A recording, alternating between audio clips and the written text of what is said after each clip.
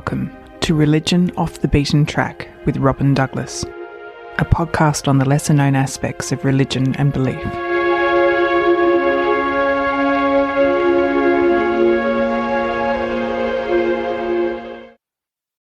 Hello, and welcome to another episode of Religion Off the Beaten Track. I'm your host, Robin Douglas, and today I'm joined by Danny Buck, who's a historian of witch hunting in England. Welcome to the show, Danny, and thanks for being with us today. An absolute pleasure. We've picked a big topic for today's show, so perhaps we can start with the basics. The concept of witchcraft is clearly fundamental to your work, so let's start there. Witchcraft has meant different things to different people over the years.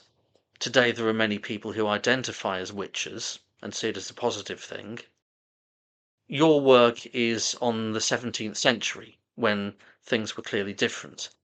So in that context, what is witchcraft and what are witches?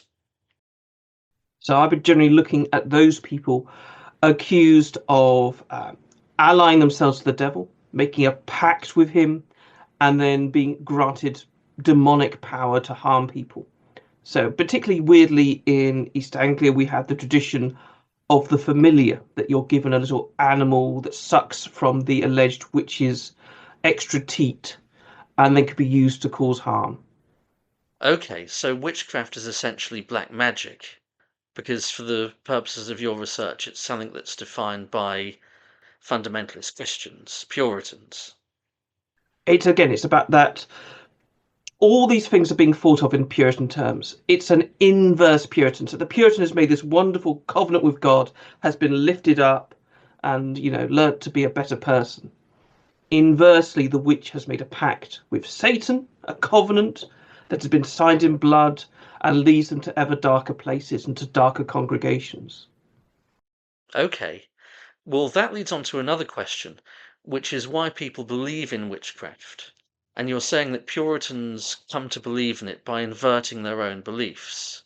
So witchcraft is the mirror image of how Puritan Christians see themselves. Is that right? I think there's a lot to that. The witch, obviously, magic users, people have been scared of them almost throughout history. We look at Roman, Greek myths, you have both positive and negative magic users. You think of Medea. But for the world of the early modern period of the 16th and 17th century, there becomes this uniquely evil figure of the witch who is drawing their power from Satan. And I think a lot of that is about what's going on in the early modern world, that we've got the division of Christendom, how it falls apart. And suddenly we have the figure of the Protestant, the Catholic, of the nonconformist, of the Anabaptist, of these secret groups who worship differently from you, who don't agree with you and might be an enemy, might be a danger later. The witch is that turned to 10. Instead of being, someone who just follows God in an odd way, may be tricked by Satan into that. They're literally making that pact with Satan. And in a world that is a lot more confessional, but also a world that feels on the edge in a way that I think we're only just coming to now with things like climate change.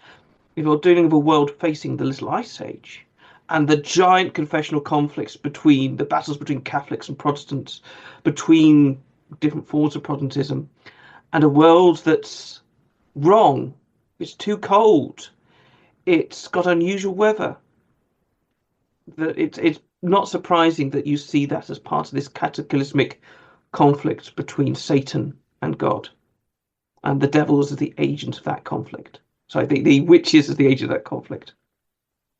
Okay. And the background of instability and conflict and fear is crucial here, because the thing about witch hunting is that it doesn't only involve people believing in witches, it involves them actively hunting them. They try them and they kill them, or they kill them without trial. So is witch hunting just a branch of the general religious conflicts and wars that are sweeping across Europe in the 16th and 17th centuries? Yes. Again, people like Alison Rowlands have done fascinating work on Germany, where it's obviously caught in the height of the 30 Years' War, where you might start with removing all the Protestants, then you might move on to the Jews, then you might move on to the witches, or vice versa, depending on where you are. And again, it's a really unusual polity that can hold together. Her work on Rothenburg in particular, about how communities don't collapse into witch hunting and recriminations, is fascinating. Okay, well, let's focus more specifically on your research on East Anglia in eastern England. Your research has focused on Great Yarmouth, which is a town in East Anglia, and it perhaps seems like a slightly odd place to find religious persecution because it's generally seen today as a slightly unfashionable seaside resort. But there was a witch hunt there in 1645 during the Civil War, and that in turn followed the rise of a Puritan faction in the town in the 1620s and 30s. It may be as well to review who the different sides were in this era. The Puritans were clearly zealous, fundamentalist Protestants. Many of them were Presbyterians, and they were looking to build a new, purified society, weren't they? Puritan is such an interesting term. It's easy to throw it about. It's like today when we think about the idea of woke. It's something that is being used as a pejorative. It's being used originally by, it's not something they would necessarily class themselves as. They see themselves as the godly. And again, but because it's being used by their opponents, it's being used to cover a multitude of beliefs and systems. Certainly, they all agree that the church should be stricter, it should be purer, it should be left Catholic. But within that, there's so many different denominations and forms of worship. And again, it's this issue again with a lot of civil wars that you can definitely agree what you're against. You're against King Charles I, very Catholic looking reforms of the church, the fact he's brought back stained glass windows, everything's very ceremonial, even things like rood screens. But it's harder to agree on what you want to replace it. Yes, and the people who are on the side of King Charles, the semi-Catholics, the high church wing, so to speak, of the Church of England, they're sometimes described as the Laudians, aren't they? After Charles's supporter, Archbishop William Laud. Yes, we tend to think of them as the followers of Laud. And again, there's actually the Arminians or crypto-Catholics. I think most of them would see themselves still as Orthodox Christians, maybe not quite Calvinists. They still see themselves as Protestants and they're still concerned about Catholics. But they are more concerned in a lot of places about these Puritans who can't seem to follow the strict hierarchy needed. There's the fear, no bishop, no king, that you start losing that structure and everything will start tumbling down. And it's from the clash between the Laudians and the Puritans, the establishment Anglicans, if you like, and the Presbyterians, the supporters of the king and their more radical opponents, that the conditions for the witch hunt arise. There's certainly a starting place in that. There's a sense that what's happened under Charles has allowed a certain amount of violence and corruption to enter the body politic. And there's a sense that the king's, if not Catholicism, that his crypto-Catholicism is bringing something demonic to the country. This is seen in places before the Civil War begins or just as it begins. Some really interesting work's been done in Colchester, where there's Catholic Laudian gentlemen who are forced out of the town by violence, even before the war itself has begun. This tension certainly provides a lot of the background to it. But at the same time, a lot of the towns affected by the witch hunt, if we think along the East Coast, are towns affected by not just threats of Catholicism, but also difficulties between an elite that is Presbyterian, that is, it wants to have a conformist Puritan church, and people with lots of different radical, nonconformist, some of them still in the Puritan bracket, some of them moving so far, Puritans wouldn't quite accept them. So we've got people like Congregationalists, people who want separate churches. They don't trust a national church. They believe that everyone should congregate together as separate churches, as communities. On top of that, in East Anglia, we've had long history of people who, well, again, often named by their opponents, so we have to be slightly careful about that, but things like Anabaptists, so people believing in adult baptism. We've got people like the Family of Love, a very small sect that believes in their salvation by faith alone, so therefore don't feel as beholden to society's rules. And again, when we start moving into the 1640s and things get bad, we can see the tension there with these nonconformist groups and about the ways they're challenging Presbyterianism. And the witch hunt comes at a point where that it feels like the last gasp of attempt to maintain a Presbyterian uniformity amongst the parliamentarian supporters. Okay. Well, if we take Great Yarmouth as an example, what was going on there specifically in this period? Because we have some quite prominent people getting involved in witch hunting there. There was the notorious witch finder Matthew Hopkins. There was Matthew Hale, who was a famous judge. What was going on in the town back then? Great Yarmouth is, at this time, a vitally important North Sea port. It's the connection between a lot of East Anglia. There's 3 different rivers that flow in there, including from the major county town, well, the major county city of Norwich. And with that, there's a vast amount of ties across the East Anglian coast. There's ties to the Dutch communities in Amsterdam and elsewhere. There had been a political ruction in the middle of the 1620s. We have the arrival of a very charismatic Presbyterian minister called John Brinsley. He's young, he's charismatic. He marries the daughter of the town's wealthiest man, that's wealthiest merchant, Edward Owner. But he's also causing problems with local community. First of all, he shows off the previous very conformist minister when he stays in the middle of a plague. The older minister, he's probably quite sensible. He decides to leave with the plague there, but Brinsley stays there. And Brinsley builds with him this network of members of the town's merchant elite. These members have political influence because they're members of the town's corporation. And again, this isn't a voted body. You know, it's an oligarchy. But there's some divides there already in this period. And Brinsley builds a charismatic following. That following includes young and up-and-coming merchants who want their opportunity to rebuild the town. They're wealthy men, they're Puritan, they're driven, they want to build churches, they want to reform the town, but they're held in check by an older generation of slightly more staid or court-linked merchants who are doing very well out of the current situation. So there's a bit of a ruction there. The older school merchants are forced out, but Brinsley is forced to stay out of the town. At one point, he ministers in the tiny Dutch chapel not far from the toll house, which is the main corporate building where they all meet. And with that, we see the beginnings of a deep, deep divide. Yes, and one of Brinsley's opponents was Matthew Brooks, I think, who organised a petition to the king. He was on the Laudian side, is that right? Yes, he is referred to by Richard Cuss as a conformist Calvinist. So he's very keen on predestination, but he doesn't mind what the church looks like, and he's very keen on Laudian reforms. And he comes in, and when Brinsley's returned for the second time in this early 1630, he turns up in the middle of the church and says, "You shouldn't be here. I've got the letter from the Archbishop of Canterbury saying you shouldn't be here." At which point he's arrested by 4 of the leading men of the town.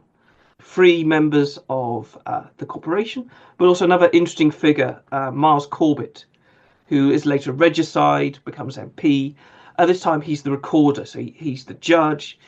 And Brooks stands firm. He basically gets the king involved. The king says, "This has all been a lot of nonsense. We've had enough of this. I need the Presbyterians to calm, but you're not going to be able to worship in the Dutch chapel. That's Dutch. That's dirty. I don't want you getting involved in that sort of thing. It's not sacred."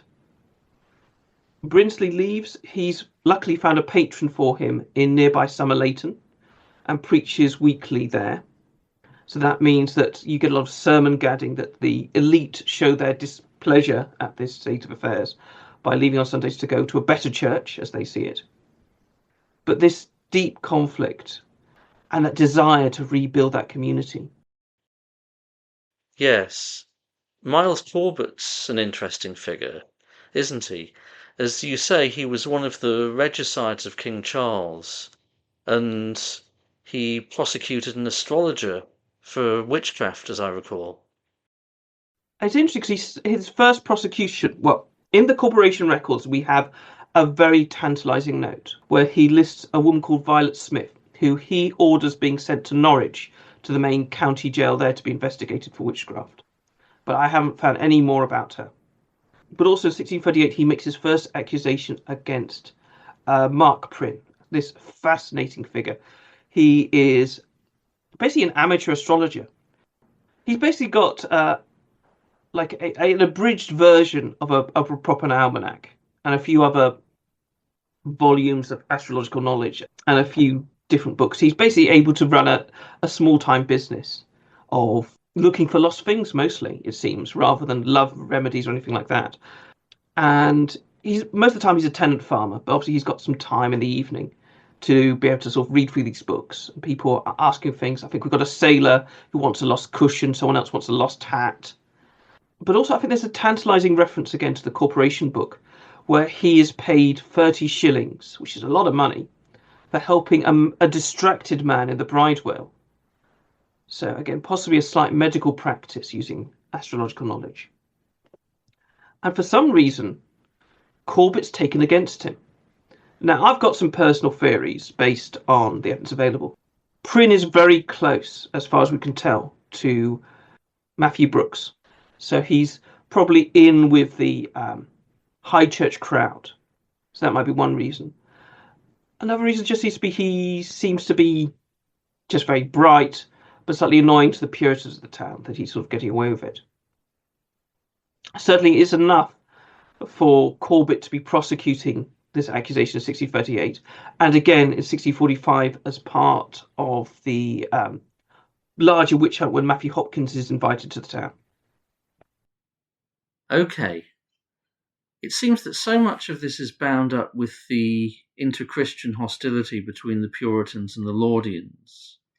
And the hostility to Matthew Brooks is really quite remarkable. And this was before the Civil War broke out, wasn't it?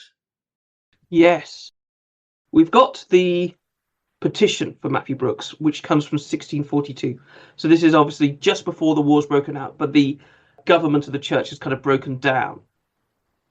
In fact, the corporation records show that basically Brooks is having to fight a rearguard action because the corporation just ignored him and put back in Brinsley, brought in a new assistant for him, a man called Thomas Whitfield.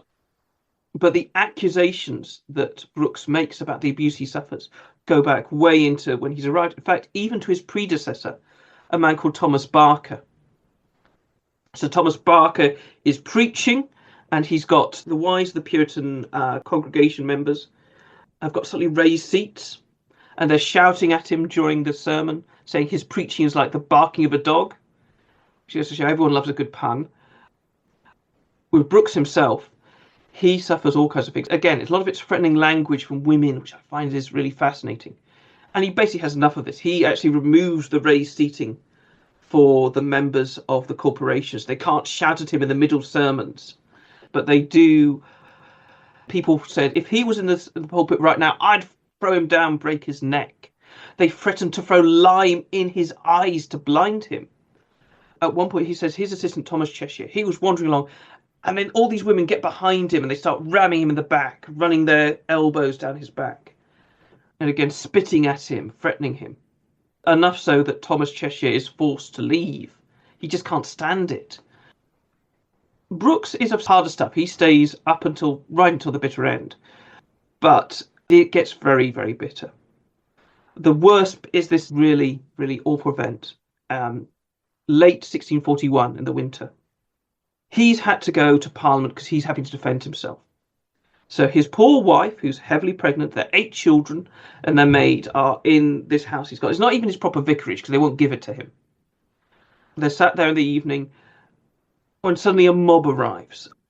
They start building a bonfire in the road. presumably not that far from his house. They go and visit one of the bailiffs, that's their equivalent of mayor, a man called Thomas Green. He's a very convinced Puritan. They go to his house, they knock on the door, and they're given beer. Their spirits are raised. They've got 3 people dressed up as the 3 most important people of the land. One of them is probably Strafford. One of them could be the king, I don't know. But one is definitely the Archbishop of Canterbury, because they mention later his presence there. And they're held up on coal sticks, these big sticks. They're circling them around the fire, this kind of bizarre ritual humiliation for the Brooks family. And then you imagine this heavily armed, drunken mob. They're knocking on the door loudly. This poor, heavily pregnant woman, her 8 children, imagine them hiding away. They're saying, "We demand entry for the Archbishop of Canterbury." So I presume the person dressed up is sort of threatening to come in. And so this bullying campaign. Brooks, as I said, is harder stuff. He's officially kicked out when the whole balloon goes up, the war starts, and there's no one there to defend him. Yeah, it's fascinating, some of the characters who are milling about at this time. And another person, I believe, who was around was a young radical preacher called John Boggis. What was his role in the situation? Boggis is someone who absolutely fascinates me because he is someone who's comes almost from nowhere. You know, he's been a surgeon, joined the New Model Army as an apprentice, and becomes a surgeon to a Captain Hobson of the New Model Army, of the regiment of Colonel Fleetwood. Colonel Fleetwood is a man who is religiously heterodox. His views are radical, and his army reflects that. His regiment of cavalry includes, various people who would be classed today, classed at the time as Anabaptists, people who believe in adult baptism. But Boggis is someone further than that. So Boggis has joined as part of the army. He leaves the army and decides he's just going to use Great Yarmouth as his stamping ground. He's going to build with him a company of Anabaptists. But what about him is so annoying? Well, firstly, he turns up at people's dinners unexpectedly, including John Brinsley's, and starts saying, "Come at me, bro. Let's have a one-on-one theological debate," which is never fun. But he's accused of saying the Bible is but paper. So again, very much the antinomian thing of rejecting a lot of the tenets of the church, rejecting the sense of the teaching of the church. He said it's about, driven by the inner spirit. Again, even when they're saying grace at dinner, he asks, who are we saying grace to? A real challenge to the authority there. So he's so radical that he's too radical even for Brinsley.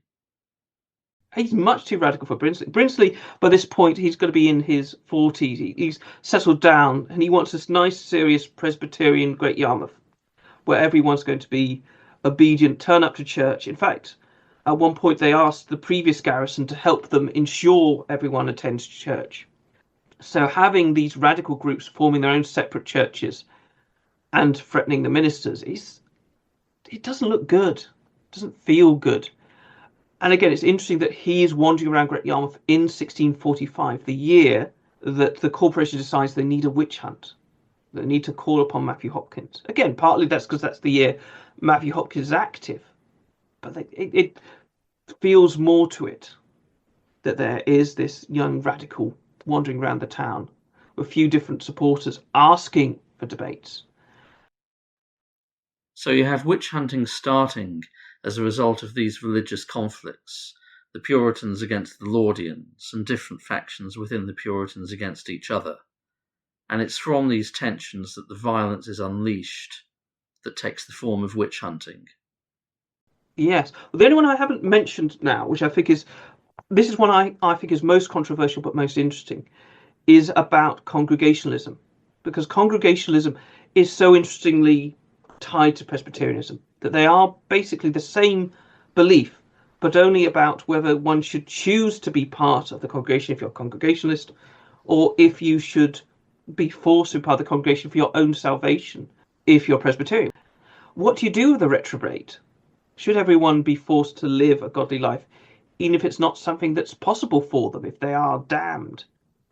And this tension it goes right back to 1642, when Great Yarmouth invites in 2 ministers, from Amsterdam, William Bridge, who'd previously been a minister in Norwich, and his assistant John Oxenbridge. And they are ministering as part of the Presbyterian Church in 1642 to about 1644. Their beliefs seem indistinguishable. Bridge becomes very important. He's a member of the Westminster Assembly of Divines, this group that's meant to sort out how the Church of England is going to look after the war's over. But also, because he's a Congregationalist, surrounding him is an increasingly large group of people who want to worship with him as a separate church. And this separate church is such a complex issue for the Presbyterians. It's the wives of the members of the corporation. So these are the top people in Great Yarmouth, the wealthiest merchants, the godly, educated people. And their wives are joining a separate church. Women outnumber men in that church by 2 to 1, which I think is really interesting. Is it that, again, the women are more convinced by Bridge, or is it the men don't want to join because that might affect their political position? I'm minded to think that the women are their own people. They find him very convincing. They find joy in that separate gathered group. But that, again, is something that we see in a couple of different East Anglian towns. In fact, Francis Timber has made the case that a prayer group in one town allegedly became the basis for accusations of the development of a witchcraft and a coven. But we also know that the relationship between the Congregationalists and the Presbyterians of Great Yarmouth is a lot closer. They've been preaching in the same church, and they saw each other as brothers. It's only in early 1645 when we see attempts to clamp down on the Congregationalist congregation. And to me, that seems also about an idea of unity, that they are desperately amongst the Puritan elite trying to maintain a sense that they are one community when it is falling apart, and that separatism is also the kind of thing that you're worried is going to lead to witchcraft. And we have a very tantalizing sermon called A Mirror for Good Women, which talks about how women should be obedient. They might be led astray by honeyed words by ministers who look like godly ministers but are really working for the devil. The witch hunt involves members of the corporation's elite, both people whose wives already congregations, they might be tempted towards it, and people who remain solid Presbyterians. This violence is about a purge that will reunite us, that remind us about who the real enemy is. Yeah. So witch hunting is a remedy for the disintegration of society that sets in during the Civil War in the 1640s. There are divisions within the Puritan Protestant community itself, and witch hunting is a way of gluing society back together again by providing an external enemy. Well, the worst thing is it's an internal enemy. It's the people within you. So why are things not working? I mean, it could be the fact that there's a brutal civil war going on around you, which means that supplies of coals are down. It means that there's this horrific herring piracy, herring privateering that's ruining the economy. There's one of the worst few winters that England's seen for quite some time. That means everyone's cold and freezing. How can you make sense of that in your own world where you're seeing the world through this prism of God and the devil? How else can you see it? But the devil's agents are amongst you. They're causing discontent. They're causing people to lose their way religiously. So the witch and the purge of the witch provides a means for the secular authorities to make that religious mark. They're passing ordinances to try and preserve the church, but now they're going to do what they need to remove that hidden enemy that will hopefully restore peace. Yes, and one interesting thing, as I understand it, is that you have the witch hunt in Great Yarmouth in 1645, and then the next year you have an attempt at another one, but that fails because the Puritans, who were trying to use witch hunting to solidify themselves and their community, they're not strong enough anymore. It feels like there's a couple of things going on there. That, first of all, even by the October after the witch hunt, only 6 out of the 11 people accused have been found guilty. Only 5 of those have been executed. So there's already a tension there. It's not been as successful as they hoped. They've also started counting coins. You've had to pay a midwife and her team of midwives to investigate this. And they're quite expensive at a time when the corporation is already struggling financially. But at the same time, it's late that year. They have to admit that they can't stop the congregation of William Bridge. They have to let it exist and to be present, which means they've kind of had to break down their own sense of unity. And there remains a tension there so that they can still work together, but they're not a consensus anymore in quite the way they were just 6 months previously. So the witch hunt has not resolved the Presbyterian need for cohesion and unity. So from that point of view, the suffering involved in the witch hunt was for nothing. It feels this very desperate moment over the spring and summer of 1645 and fits into this sort of desperate moment almost for the parliamentary cause. They're winning, but they're not winning the right way. The New Model Army is not the army that you imagine the Presbyterians of Great Yarmouth wanted to win the war. They wanted someone like the Earl of Essex, a nice, good Presbyterian nobleman, to win the war. They've had to give up the prosecution to men like Boggis. They've had to give up their unity. Their Presbyterian government they've been building up. The money they've spent on trying to refurbish the church, the £100 a year they spend on ministers, all these things that were meant to build this new Israel. I find this deeply sad. You've got a sermon from John Brinsley right at the beginning of the war, this optimism of healing Israel's breaches. He described the Lordians before him as like gunners firing their own walls they're meant to be protecting. Everything feels crumbling and it's rotten. And now they've got this chance to rebuild it. They end up more divided, poorer, and more bedeviled than they were before. We don't know. Maybe they were feeling regret by early 1646 for the things they'd done in the panic of 1645, of the people they condemned to death. One older woman who'd been accused of witchcraft was let go because of her age. What's the project there? If you're really that concerned about age the devil, why show this mercy? Yeah. And as to the end of the witch hunting, is it fair to say that just as witch hunting was driven by intra-Christian religious conflict, the reason why the witch hunting ceased was because those conflicts burned themselves out? I think that's absolutely the case. There are places where things can burn on for a long time.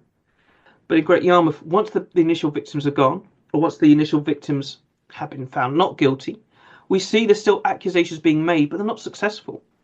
And again, that increases the risk. If you're going to accuse someone, and they now know that you know that they're a witch, that puts you in even more danger. And it's not going to make a difference. You could do it at 1645, where you had Matthew Hopkins coming up and he's going to provide the best evidence. You've got your ministers investigating it. You've got a supportive MP on side, but the MP's been ridiculed because he's failed to get the astrologer convicted. So there's works in the press about what an idiot he is for that. The ministers no longer have the confidence of the entire town now that there's a separate congregation. And the corporation doesn't have any money left to investigate. They don't invite Matthew Hopkins back in 1646. He's obviously not been the investment they hoped for. Instead, they're feeling rather lost. Yeah. And if we're setting a date on it, when did the period of witch hunting end in Great Yarmouth and elsewhere? Well, for Great Yarmouth, we just had this one brief moment, 1645, and that second case of 1646. After that, we have a couple more up until 1650. And I think there's something interesting about it dying off at about 1650, because that's when we see Great Yarmouth's attempt at reconciliation and healing that doesn't involve witchcraft, to try and create a new community. And it's this multi-confessional community. The big church is divided in half. I believe it's the North Aisle becomes Church of England, so they use the Book of Common Prayer. The South Aisle is Presbyterian, and then we've got the congregations, the independents in the chancel. So they're all worshipping together, but apart. But there's still a sense of it being a way to restore the community. If you're working towards a confessionally differing but still peaceful community, it's not a surprise, therefore, you can't pursue the ultra heretics in the way you could before the witches.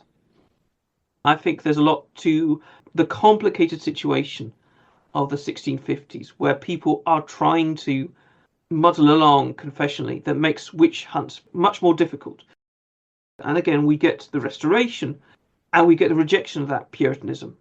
And with it, the witch hunt becomes something to be mocked as superstition or foolishness. We think of Samuel Butler's Hudibras, where we have the first reference to a fictionalized Matthew Hopkins who is hung as a witch, as a parody of the real one who dies of tuberculosis. He becomes a figure of ridicule. But we can see that back in 1645 with the Idiotism of Miles Corbett, that the Puritans' desire to hunt witches is faintly ridiculous to a lot of people. So Charles II gets some of the credit. He not only replaced the Cromwellian regime, he also diffused some of the tensions and hatreds that had produced witch hunting. I'm not sure that the tensions, what the reasons why people make accusations don't end. But it's like you wouldn't bring them forward because the elites find the whole thing ridiculous now. It's the sort of thing, those idiots Puritans would have done during the late lamentable Civil War. I think in the era of exhaustion that Restoration represents, that seems ridiculous. Okay. Well, thank you very much for taking us through all that. This is a very grim story, but also a very interesting one, and one with modern lessons that we needn't labour too much. Before we finish, is there anything else that you'd like to add that we haven't covered so far? I think it's worth talking a little bit about the accusations against Elizabeth Bradwell. So again, we've mentioned the role of John Brinsley. I think what's most interesting about it as the witch hunt is the alleged personal role he takes in the accusations against this old woman called Elizabeth Bradwell. So again, if you're a witchcraft aficionado, you probably heard the idea of charity refused. This is the classic model where someone who's very low down the social spectrum asks for charity, does not receive it for whatever reason, and then leaves cursing. So therefore, misfortune that follows is blamed on the poor person who's been asking for charity. This is certainly the case with Elizabeth Bradwell. But we're very lucky to have a very unusual take at this. So it's Matthew Hale we get this story of Elizabeth Bradwell. What's interesting about this account is that Bradwell, so she's the classic charity refused model we just talked about. She leaves, she goes home, she's really angry. Suddenly, a man in black knocks on the door. She opens the door. He says, well, I see you're very angry. Let me help you get revenge. There's two things about this that I find interesting for religious dimension. That he seems almost like a sect leader. Maybe not a congregationalist, but maybe someone like Boggis. He's got his little book, so he's become membership of the community. She has to write a name in it. She has to write a name in blood. So he cuts her hand, gets the pen, she makes her mark. Figure in black, I think it's traditionally an image of the devil, but I think can't help but be reminders of these charismatic ministers we've been talking about. So she says, first of all, well, I went to a man called Henry Moulton's house. I couldn't get what I wanted there because he wasn't there. His man was there. So that's his man of business and his maid. And both of them refused to give me work or charity. So can you get revenge on them for me? So he goes away, comes back the next night and says, well, no, I couldn't do that because they go every day to hear John Brinsley and Thomas Whitfield at prayer. They're too godly for me as the devil to hurt. So again, it's very much this emphasis on their power. So instead, the devil says, well, I can get their child. He's young, he's not been christened, he doesn't go to his prayers regularly. So that this wonderful image of the wax puppet. So they've got a wax model of the child with a pin through it, and he's buried in the churchyard. And as this wax puppet melts or dissolves into the soil, the child spends a year and a half wasting away. Very, very ill. But eventually, something happens that means that Bradwell, who's receiving charity now from Brinsley, she confesses. She confesses to him and to Whitfield. This is the breaking point for her. This is when she gives up her demonic power. And then Whitfield and Brinsley, they bring her to the poor child who's been, obviously very, very ill for a year and a half. As she confesses, the spell breaks. He suddenly rises up, healed. And the role there for Brinsley and Whitfield in breaking the magic, I think, is really interesting. Later on, we see as the church rejects exorcisms, we see it's an important element of things like Quakerism and other radical sects that they offer that kind of magical healing. And again, it's never quite stated that it's Whitfield and Brinsley are breaking the spell, but there's suddenly their prayer, the benefit of their sermoning and the prayers they offer as a protective against the devil, I think is a really interesting detail of that. And about the way Presbyterian could present itself as part of this battle, as a protective shield, and the way they can break the devil's power once the enemy is known, which kind of portrays the logic of the witch hunt. But again, it's about bringing these things to surface that these Presbyterian authorities can cast them off, that can bring things to light, but also defeat the devil and bring that unity to the community, which obviously doesn't quite work as they intended. Well, thanks very much for that final story. I'm sorry to say that we're out of time now, but if anyone wants to pursue this further, I think I'm right in saying that your dissertation's online, isn't it? Yes, it is. For free via the UEA website, or there is an AI stolen version you shouldn't buy on Amazon, so watch out for that. I see. Well, thank you again for sharing your insights with us, and the very best of luck in your future research. Thank you very much.